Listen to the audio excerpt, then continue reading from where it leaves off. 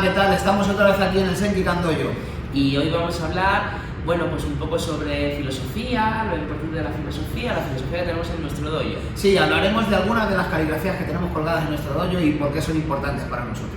Qué sentido tienen y cómo esto se aplica a nuestro karate al final. Así es, ¿y por qué crees que es importante la filosofía de las artes marciales, Marcos? Pues, bueno, al final la filosofía es, digamos, donde se alojan las ideas, y arte marcial sin idea sería solo violencia. Digamos entonces que la filosofía es necesaria en las artes marciales si no queremos crear puros animales de violencia y máquinas, ¿no? Claro, al final, bueno, la filosofía es aquello que te lleva a pensar por qué hacer lo que estás haciendo, ¿no? Entonces, tenemos gran cantidad de escritos. ¿Tú piensas que esto tiene incidencia, Víctor, sobre nuestro carácter? Al final, ¿qué incidencia tiene? Bueno, la verdad es que sin duda la filosofía acompaña a nuestra forma de trabajar, ¿no? A nuestra forma de pensar. Yo creo que si no tienes claras unas ideas primero no vas a poder llevarlo a la práctica, ¿no? a lo material. Y además creo que es importante que estas caligrafías estén presentes en el dojo y se puedan reflejar, ¿vale? Porque no solamente son nuestros actos los que hablan de nosotros, ¿no? También cómo nos comportamos, lo que decimos, cuando no estamos incluso qué esencia hay, ¿vale? Pues creo que es importante y eso lo podemos reflejar con las caligrafías. Como tú bien sabes, a mí me gusta hacer caligrafía, ¿no? Y la caligrafía siempre va a expresar el estado de ánimo del que la está trazando, del que la está escribiendo, ¿no? Además, pienso que la filosofía, bueno, no solo la forma de pensar o organiza las ideas de un sistema, sino que organiza cómo enseñar un sistema, a quién enseñar más hacia este lado, más hacia este otro. Es decir, la filosofía al final te ayuda a estructurar tu dojo, a estructurar tu sistema y a estructurarte como persona, que es importante. Correcto. Para un artista marcial tener cierto orden. Sí, sin duda la filosofía va a ser, digamos, los cauces por los que va a caminar nuestra formación, nuestra educación y nuestra evolución como personas, claro, sin duda. Cierto, además, algo que quiero destacar y que me gustaría destacar en nuestro dojo, ¿verdad, Víctor? Estar ubicadas en la posición del dojo en un sitio concreto, cada caligrafía, muchas de ellas las que tú has hecho. Entonces, eso también tiene un sentido, ¿no? No es casualidad que una caligrafía sobre practicar todos los días esté al lado del makiwara. Efectivamente, no es una casualidad, está ahí para recordarnos que todos los días, ya hablaremos de ella, pero todos los días hay que tener presente eso, ¿no? Y sí, evidentemente es importante que cada caligrafía esté situada en el lugar que le corresponde, ¿no? Porque, bueno, digamos que dentro del mismo dojo, dentro de la misma tarima, cada sitio tiene su espacio. Así es. Y cada espacio está destinado a una cosa, ¿no? Y casi que cada caligrafía nos especifica un poquito sobre el trabajo o la filosofía que necesitamos en ese espacio. Pues si te parece vamos a ver específicamente algunas de las filosofías, concretamente de las caligrafías que tenemos en nuestro dojo y qué sentido tienen. ¿Vamos a verlas? Venga, vamos a verlas. Ok. ¿Qué te parece si empezamos a hablar de nuestro dojo-kun, ¿no? Los juramentos que hay en muchos dojos y que muchos pues vienen pues o bien del dojo-kun de Sakugawa o el dojo-kun de la escuela de Maguni o Choyu Miyagi. Pues bueno, vamos a hablar del dojo-kun que tenemos particular, nuestro. Además, cabe destacar que estas frases concretas están en nuestro dojo-kun y no son frases aparte por alguna razón. Quiero decir, tiene una composición porque tiene una lógica. Al final lo que hablamos es que nuestro dojo-kun es como la base de nuestra filosofía, ¿no? Entonces, es la base de nuestra estructura. Así es, nuestro dojo-kun, como bien sabes, Marcos, se estructura en tres frases principales, ¿de acuerdo? La primera frase, evidentemente, Onni te hotoke kokoro. Esa primera frase que dice manos de demonio, corazón de santo, ¿no? Es una frase que tradicionalmente en el karate se le atribuía a Shoshi Nagamine porque la comentó en una entrevista que se le hizo, pero evidentemente no venía de él. Era una frase que se le acreditaba a los médicos cuando practicaban alguna cirugía, ¿no? Efectivamente, porque aparentemente realizaban algo demoníaco con las manos, pero lo hacían con un buen fin, con el fin de sanar al paciente, ¿no? Entonces, Onite Hotoke Kokoro, que quiere decir manos de demonio, corazón de santo, habla muy bien de cómo tiene que ser la mente y el cuerpo de un karateka, ¿no? Así es, además de, bueno, de extrapolar ese doble sentido de las artes marciales, ¿no? De unas manos aparentemente demoníacas, pero un buen corazón. Esto lo podemos llevar por el lado marcial o por el lado de la salud, que creo que esas dos vertientes en nuestro Doyokun, en nuestro karate, son bastante relevantes.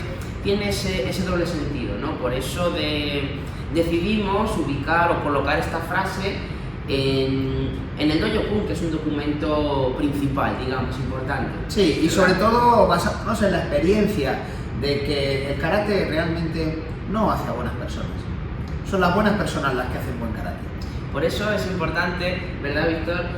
La filosofía, ¿no?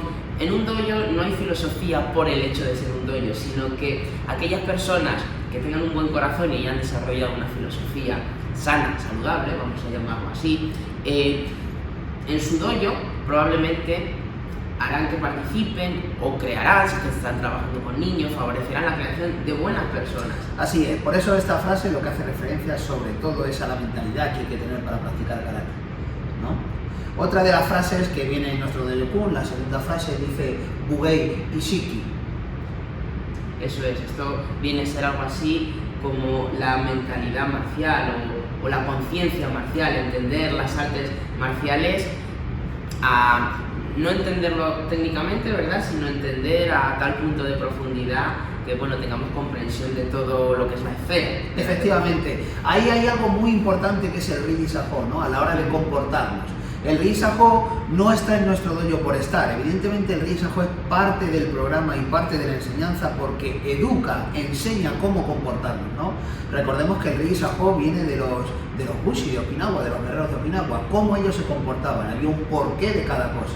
Entonces, tener conciencia marcial te dice que el espíritu, cuando tú estás practicando artes marciales, tiene que ser el de un arte marcial. No es un deporte de contacto, no es siquiera un deporte, es un arte marcial y es un método de sobrevivir y un método de proteger la vida. Además, Víctor, entendiendo el Rigi Saho como la forma de comportarse en un sitio, ¿no? Vamos a hacer referencia a este refrán en español, allá donde fueres, haz lo que vieres, ¿verdad?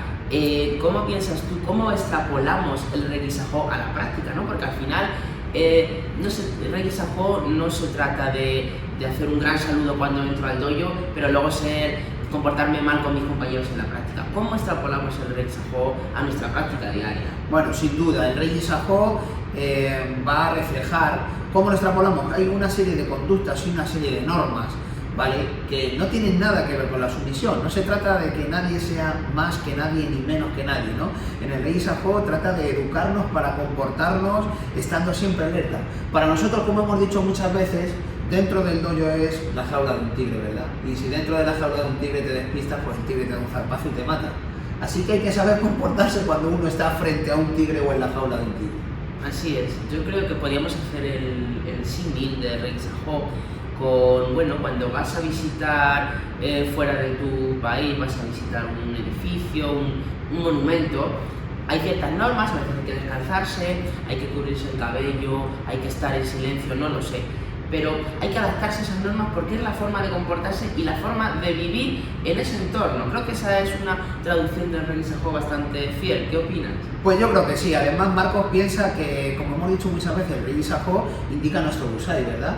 Y para nosotros el Busai es importantísimo, es la edad marcial, es el tiempo que uno demuestra que ha estado en la práctica a través de su implicación. Ajá. Y esto no tiene nada que ver con los años de práctica, ¿verdad, Marcos? No, sin duda. Sabemos que hay gente que lleva muchos años en las artes marciales pero tiene un poco Busai. Sí, diríamos que es muy infantil, por mucho que lleve 30, 40, 50 años. Sí, así que no se trata de contar años, se trata de ser cada vez más experto, contar experiencia quizás. Efectivamente, de tener cada vez más implicación, de ser más consciente y de entregar parte de la vida, ¿no?, a lo que estás dedicado, ¿no? Así es. Bueno, la última frase que nos queda, Dice Michiwa Shizen, seguir el camino de lo natural, ¿no? Eso es importantísimo para nuestro karate. ¿Por qué, Marcos? Pues sin duda porque al final cuando hablamos de lo natural hablamos del propio cuerpo humano, dentro de la propia naturaleza humana está la bondad, está la lucha, está el conocimiento, el aprendizaje, está el movimiento, ¿no? Está el hecho de moverse, que es el propio germen del arte marcial, ya es algo natural, ¿no? Entonces, bueno, digamos que radica la base de todo aquello que viene del propio cuerpo humano, que es algo natural. Sí, sobre todo cuando hablamos de algo natural. No nos estamos refiriendo a que no haya orden, a que sea lo que nos sale o lo que te pide el cuerpo. No, no es así. Cuando hablamos de algo natural es no forzar las cosas. El trabajo sale cuando ha habido un aprendizaje y una asimilación previa de la información, de los procesos de asimilación del ejercicio, del cuerpo. Entonces llega a convertirse en algo natural, ¿verdad? Pero nosotros sabemos que dentro de esa naturalidad hay un completo orden. Totalmente, bueno, ahí está la naturaleza, es puramente matemática, ¿no? La matemática, la ciencia es una constante en nuestro dojo, ¿verdad? Tú lo sabes, Víctor. Entonces sabemos que cuando hablamos de natural, de naturalidad, de algo natural, estamos hablando de algo que sigue un orden, que sigue un patrón. Eso es tan natural como poder movernos, y como la palabra dice, ¿no? Nuestro karate no está basado en posiciones estáticas, ni está basado en puntos, sino que está basado en movimiento, porque el combate en sí es movimiento, no hay paradas.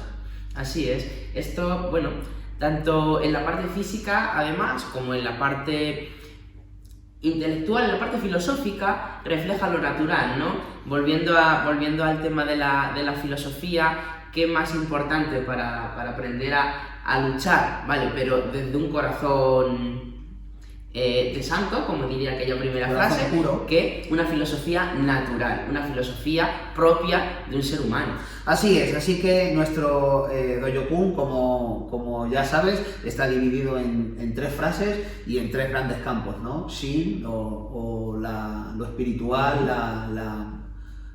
lo emocional, digamos, Ji, que es la mente, ¿no? La mentalidad marcial que hay que tener, y Tai, por supuesto, que es el cuerpo, ¿no? Todo lo referente al cuerpo. Así que Shin, Ji, Tai es lo que compone nuestro Dojo-kun. Sí, digamos que al final son las 3 patas de nuestra mesa, de nuestra base, ¿no? Una mesa con 2 patas se va a terminar cayendo, con una, por supuesto, pero con 3 ya se sostiene. Esas son las 3 patas que nosotros vamos a formar para crear la base, la mesa. Así es. Bueno, Marcos, pues vamos entonces con otra de nuestras caligrafías. La única caligrafía que está hecha en el dojo que no está hecha por nosotros es la de Misu Najinagare. Esa caligrafía está hecha por un calígrafo profesional que se llama Mitsuru Nagata. Y entonces esa caligrafía refleja muy bien nuestro karate. ¿Por qué refleja nuestro karate? Bueno, al final lo que viene a decir esta caligrafía, Misu Najinagare, es el agua que fluye suavemente o el agua que fluye tranquila, algo así, ¿no? Volviendo a esa idea de lo natural, que primero, que es más natural que el agua, ¿no? Que es algo necesario para la propia vida, el agua. Y bueno, esa idea de fluir, del agua que nunca se para, nunca se detiene ante un obstáculo, quizá lo esquiva, quizá se desvía, pero nunca se detiene. El agua es algo que siempre está fluyendo, que siempre está moviéndose, ¿vale? La idea de movimiento, y que si se estanca, se pudre. Entonces, qué menos que intentar que nuestro karate o nuestra filosofía, ambas cosas, fueran un reflejo del agua en movimiento. Además, el agua es importante para nosotros, ¿no? Porque, bueno, el cuerpo está compuesto en su mayoría de agua, ¿no? Y tenemos que respetar las leyes del agua si queremos conocer cómo se mueve el cuerpo y cómo funciona el cuerpo. Así es. Además, hay una escena en la película de Ip Man que me encanta, ¿no? Creo que es una de las últimas de Ip Man, cuando Bruce Lee va a visitar de joven al Shifu, al maestro, y entonces Bruce Lee le pide que le enseñe y le dice que es muy rápido y que sería capaz de golpear cualquier cosa, ¿no? Entonces Ip Man saca su paquete de cigarrillos y empieza a dispararle cigarros, ¿no? Y Bruce Lee va golpeando los cigarros. pero por último coge la taza en la que está bebiendo té y le lanza la taza y Bruce Lee golpea el agua, ¿no? Y Bruce Lee piensa que él ha golpeado el agua, pero el maestro le dice, ¿has golpeado el agua o el agua te ha mojado a ti? Así es, al final es muy interesante esa idea de que el agua es algo que no podemos golpear, ¿no? Como bien refleja esta anécdota, esta imagen, y bueno, quizá el cuerpo deba moverse así. Además, de un poco el punto de vista físico, podemos entender el agua como la transmisión de fuerza, como la transmisión de energía. Y claro, deberíamos estudiar o deberíamos entender nuestro cuerpo como una serie de tuberías, de bombas que van moviendo ese agua, ¿no? Así se transmite el movimiento. Así es, efectivamente. A mí, para mí esa frase tiene un significado muy especial, ¿no? Porque define ciertas técnicas de nuestro karate, ¿vale? Y además sabemos que el agua, aunque sea en pequeñas cantidades, pero puede llegar a perforar la roca, ¿no? Cuando es muy constante, un goteo sobre una piedra puede llegar a perforarla, así que hay que tomar en serio el agua. Sí, sin duda. Además, por la parte filosófica, luego podríamos extrapolarlo a esa idea de que, bueno, una mente que siempre está fluyendo no se detiene en los problemas, no se detiene. Podemos hablar de problemas referentes a la lucha, podemos hablar de problemas de cualquier tipo, ¿no? Si llevamos la filosofía, extrapolamos la filosofía a nuestra vida. Entonces, ¿a qué punto podríamos extrapolar esta frase a nuestra filosofía del dojo, de cómo entrenamos, de cómo pensamos aquí en el dojo? Bueno, mira, pienso que el agua, y hablando de fluir y demás, el agua nunca va a ser la misma, ¿no? Es decir, cuando había por ahí alguien que no recuerdo que decía que cuando tú bajas en una ocasión al río y vuelves en otra ocasión, nunca será el río el mismo, ¿no? Sí. El río habrá cambiado y tú habrás cambiado también. El agua nunca es la misma, siempre va, efectivamente, siempre va fluyendo, siempre va cambiando. El agua es capaz de transportar cualquier cosa también, ¿no? Y el agua es capaz de amoldarse a cualquier cosa también. Ese punto es importante, ¿no? Como el agua no tiene forma, pero adapta a cualquier forma, ¿verdad? Sí, claro, es muy importante. Así que, Misunagi Nagare, una frase importante para nosotros, ¿eh? Sin duda hay que tenerla en cuenta cuando entrenas y cuando piensas. Así es. Bueno, Marcos, pues si te parece, hablaremos sobre dos caligrafías más que tenemos en el dojo, ¿vale? De las varias caligrafías que tenemos, pues dos más que tenemos interesantes son, por ejemplo, Kenshin Ichi-Nio.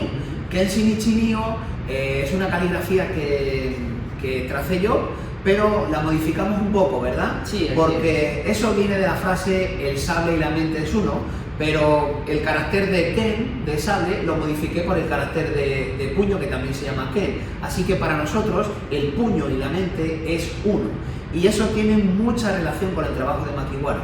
Sí, sin duda viene un poco trae a colación como al final no se trata solo de la práctica física, no se necesita una práctica espiritual y una práctica intelectual, tanto para golpear un suki frente al espejo como, mucho más importante, para golpear un Makiwara, ¿verdad?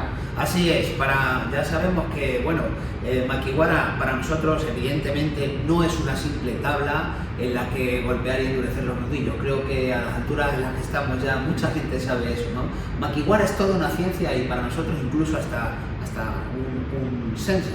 Es decir, Makiwara es capaz de enseñarte cómo tienes que moverte, ¿vale? Si tú sabes escuchar en Makiwara, sabes escuchar tus golpes y sabes trazar lo que tienes que trazar frente al Makiwara, ¿verdad? Podríamos decir, así es, y esto es totalmente cierto, y ya lo hemos comentado muchas veces, que podríamos desarrollar todo nuestro karate solo en el Makiwara, ¿no? O, bueno, solo, a ese nivel de profundidad. Entonces pasa de ser como tú dices, una tabla puesta ahí al lado de la pared, a ser un instrumento totalmente diseñado de manera inteligente y con una estructura de trabajo muy intensa y muy profunda. Así es, por eso Kenshin Ichi-Nio, el puño y la mente es uno, es una frase ideal para nuestro karate, ¿vale? Porque no podríamos basarnos solamente en el trabajo de Ken y no podríamos simplemente basarnos en el trabajo de Shin, ¿no? Kenshin y Chinio deben ir siempre juntos. Hablábamos antes en otras caligrafías que no podríamos practicar si no tenemos una conciencia marcial, ¿no? O no deberíamos practicar. Imagina que estamos desenvainando un sable de corte y ese día tenemos el día un poco nublado o estamos un poco, o imagina que estamos utilizando unas hoces de corte, unos kamas, y ese día seguramente nos vamos a cortar. Sí, como bien dice Víctor, cuando, bueno, como a todos nos pasa, nos dejamos un poco llevar por la ira, un día estás más cabreado, has tenido un mal día. Bueno, si no controlamos bien nuestras emociones, nuestra práctica del makiwara va a acabar siendo lesiva, como nuestra práctica de sable podría ser peligrosa en tanto en cuanto nos cortamos. Si yo utilizo el sable guiado pues porque estoy enfadado, porque he tenido un mal día, porque es que no me apetece entrenar y he venido a regañadientes, ¿verdad? Así es, así que tendríamos dos opciones, ¿no? La de no practicar ese día o la de decidir cambiar nuestra mentalidad a la hora de entrenar. Bueno, tengo que entrenar y hoy ha sido un día pésimo para mí, así que tengo que cambiar mi mentalidad para poder entrenar. Eso es, por eso cuando el puño y la mente van unidos, quizá tu puño, tu práctica, haga que tu mente cambie. Igual que tu mente va a hacer que tu puño sea fino, ¿es así? Así es. Otra frase importante es Ichigeki Isatsu. Ichigeki Isatsu también está encima de los makiwara, porque Ichigeki Isatsu significa un único golpe para ganar o un único ataque para ganar. Pero, por supuesto, lo que menos nos interesa de esa frase es la victoria, ¿vale? Digamos que Ichigeki Isatsu para nosotros hace referencia a resumir tanto que tú puedas resumir tu encuentro en un único ataque y que tu ataque sea tan eficiente y tan eficaz como para poder terminar el encuentro. Así que realmente lo que estamos hablando es de la velocidad, ¿verdad? Sí, así es, sin duda. No estamos hablando de un solo golpe mortal, no estamos hablando de una sola técnica magistral, ¿verdad? Sino que estamos hablando de optimización, de que tu entrenamiento, tu técnica sea óptima en tanto en cuanto sea inteligente, que con un solo golpe tú puedas terminar un encuentro. Efectivamente, así es. Recuerda que uno de las figuras más míticas y heroicas del karate de Okinawa, ¿no? Bushi Matsumura, decía esa frase de la velocidad divina es apreciada por el guerrero, ¿no? Esa frase que está basada además en el libro del arte de la guerra, ¿no? Que dice que el ejército que utiliza la velocidad es muy inteligente, ¿no? Es más inteligente, ¿de acuerdo? La velocidad es primordial a la hora de pelear, a la hora de luchar. Además, Víctor, ¿cómo se aplica? Bueno, estamos cansados de ver gente por ahí practicando makiwara, poniéndose frente a una tabla y dándole una cantidad de golpes sin control ninguno. ¿Cómo podemos practicar o llevar a cabo esta optimización a la práctica del makiwara, ¿no? Una práctica óptima? ¿O cómo trabajamos nosotros con ello? Bueno, evidentemente lo primero que habría que hacer, Marcos, yo creo que es reconocer los patrones, reconocer y esquematizar esos patrones. Estamos hablando de optimización, así que vamos a empezar por resumir, por esquematizar. Es lo natural. ¿No? Efectivamente, vamos a movernos de la forma natural que estábamos hablando de las caligrafías de antes. ¿Y por qué de la forma natural? Porque con el tiempo vamos adoptando cosas, actitudes, técnicas que no son las más idóneas y no son las más apropiadas, ¿no? Muchas veces porque no pasamos las cosas por filtro, porque asumimos que nos vienen así y no le metemos el filtro de la razón y del sentido común, y entonces simplemente repetimos y la cosa se va deteriorando cada vez más. Y hay que afilar y pulir de vez en cuando. Hay que afilar y pulir todos los días, eso es, Marcos. Así es. Así que tenemos que empezar por esquematizar, por resumir, ¿no? Vamos a ir a ese único golpe, a ese único patrón, ¿vale? O a ese patrón básico y fundamental, que no me refiero a básico porque sea fácil, me refiero a básico porque es elemental. Y a partir de ahí vamos a ir escalando poco a poco, ir sumando cosas. Digamos que esto hace al final de la práctica, de la estructura de la práctica, algo con lo que podemos construir un buen golpe, ¿no? Yo creo que ya hemos descartado eso de que simplemente, bueno, voy, le doy unos cuantos golpes a la tabla y me vuelvo. No, hay una estructura, hay unos patrones, ¿vale? Y hay una serie de escalones que no me puedo saltar, porque si me los salto me voy a caer. Sí, digamos, vamos a dejar eso de dar golpes a lo bruto para los burros, ¿no? Los burros son los que no necesitan estudiar para dar una buena cosa. Y eso también de acuerdo que lo puede hacer cualquiera, pero eso no es arte marcial. Eso no es arte marcial, correcto. Vamos a ir poco a poco escalando de forma inteligente, sin prisa, todos los días, un poquito todos los días. Vamos a aplicarle sí que a lo que estamos haciendo y vamos a aplicarle estrategia y vamos a aplicarle metodología y vamos a aplicarle la mejor tecnología que tengamos a mano, ¿vale? Para poder mejorar. Sí, al final se trata de utilizar toda la vanguardia tecnológica para ponerla a nuestra disposición y ser mejores luchadores, mejores artistas marciales. En este caso, la mejor tecnología que podemos tener en un dojo es un makiwara bien construido. Así es, así que Ichigeki Satsu se basa en ese único golpe que atraviesa y no es necesario más. Podríamos hacer un símil, Víctor, con esa flecha del arquero, ¿verdad? Para practicar, probablemente haya lanzado 1000 flechas, pero con el que consigue matar al contrario o herir al contrario es con una. Eso es esa flecha precisa que te atraviesa y te ha dejado en el sitio, ¿no? No necesita más, no necesita varios golpes que te miembren, no necesita decapitarte, no necesita... No, es una flecha sutil y en el lugar adecuado.